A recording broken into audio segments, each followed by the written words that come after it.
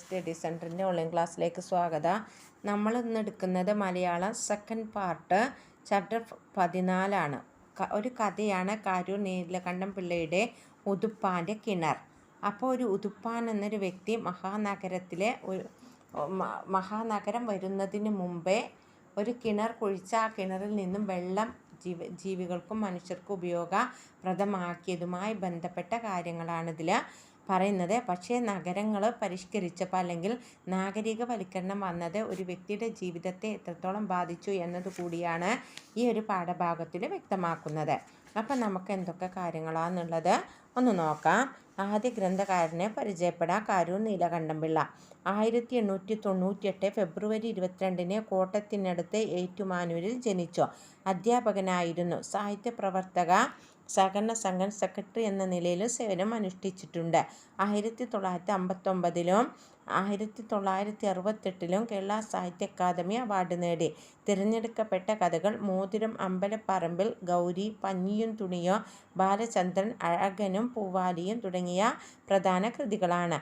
1975 September 30 അന്തരിച്ചു. അപ്പോൾ ഇദ്ദേഹം പറയുന്ന ഈ കഥ ഒരു വ്യക്തി ഒരു കിണർ കുഴിക്കുകയും ആ കിണറിൽ നിന്ന് നിരവധി ഉപയോഗപ്രദമായ കാര്യങ്ങൾ നടപ്പിലാക്കുകയും ചെയ്തിരുന്നു. എന്നാൽ നഗരത്തിൻ്റെ പരിഷ്കരണം അല്ലെങ്കിൽ നഗരത്തിൽ നിരവധി മാറ്റങ്ങൾ കൊണ്ടുവന്നത് ആ കിണർ നഷ്ടപ്പെടാൻ കാരണമാവുകയോ അപ്പോൾ ആ കിണർ എന്ന തൻ്റെ സ്വപ്നം അല്ലെങ്കിൽ കിണറിൽ നിന്നും വെള്ളം നിരവധി പേർക്ക് എത്തിച്ചു കൊടുക്കുക എന്ന ഒരു വ്യക്തി ഉതുപ്പാൻ എന്ന ഒരു വ്യക്തിയുടെ സ്വപ്ന സാക്ഷാത്കാരത്തിൻ്റെ കാര്യങ്ങളും ആ സ്വപ്നങ്ങൾ തകർന്നടിയാനുണ്ടായ കാര്യങ്ങളുമാണ് ഇദ്ദേഹത്തിലൂടെ വിവരിക്കുന്നത്. അപ്പോൾ നമുക്ക് ഫസ്റ്റ് ക്വസ്റ്റ്യൻ നോക്കാം. ഉതുപ്പാൻ്റെ കിണറിന് നേരിടേണ്ടി വന്ന ഉപദ്രവങ്ങൾ എന്തെല്ലാം?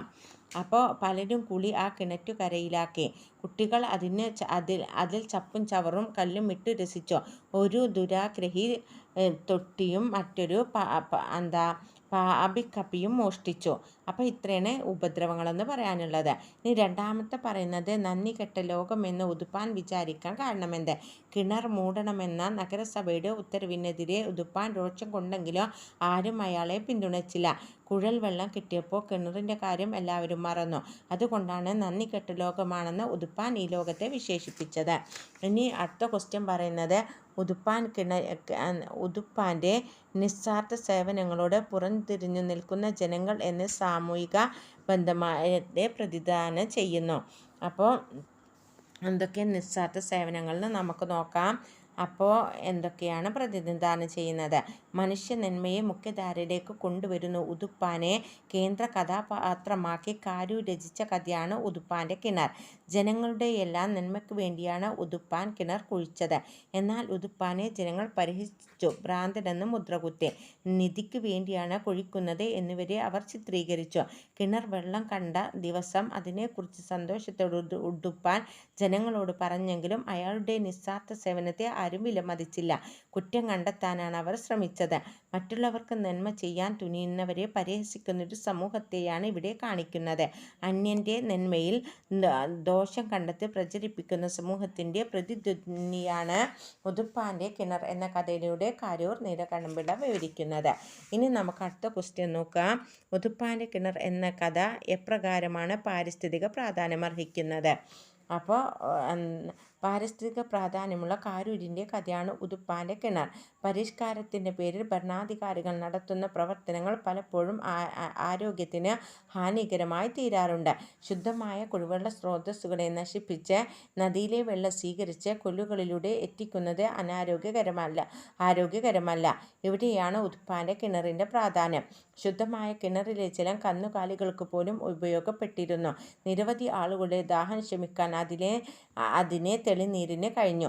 എന്നാൽ കുഴൽ കിണറുകൾ അതിന് പകരമായി എത്തുന്നു എന്ന സൂചന പരിസ്ഥിതി നേരിടുന്ന പ്രതിസന്ധിയിലേക്ക് വിരൽ ചൂണ്ടുന്നതാണ്.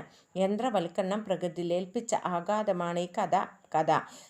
വികസനത്തിൻ്റെ വരവോടെ പ്രകൃതിയുടെ സ്വാഭാവികത ഇല്ലാതാകുന്നതിൻ്റെ സൂചന ഉതുപ്പാൻ്റെ കിണർ മൂടണം എന്ന പരാമർശത്തിൽ നിന്ന് വ്യക്തമാണ്. പ്രകൃതിക്കിണങ്ങുന്ന കിണറുകൾ മാറി കുഴൽ കിണറിനെ കണ്ടെത്തിയ മാറ്റം പ്രകൃതിക്ക് സംഭവിക്കുന്ന നാശമായിട്ടാണ് ഇവിടെ വിവരിക്കുന്നത്. ഇനി നമ്മുടെ ഈ ചാപ്റ്റർ ലാസ്റ്റ് ക്വസ്റ്റ്യനാണ് പറയുന്നത്. താൻ കുഴിച്ച കിണറിൽ തന്നെ ഉതുപ്പാൻ ജീവനൊടുക്കേണ്ടി വന്ന സാഹചര്യമെന്ത്?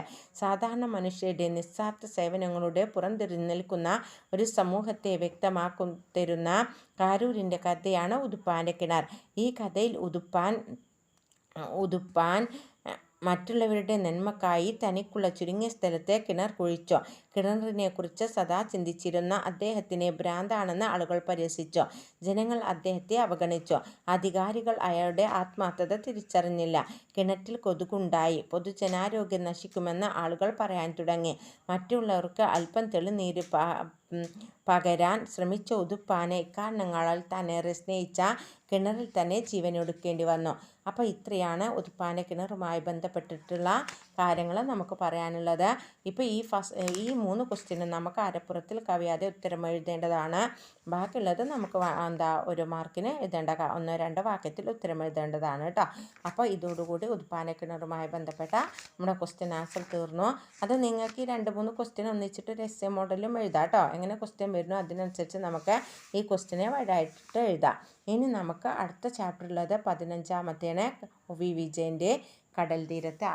ആ ചാപ്റ്ററിലെ വീഡിയോയുമായിട്ട് കാണാം. Okay, thanks.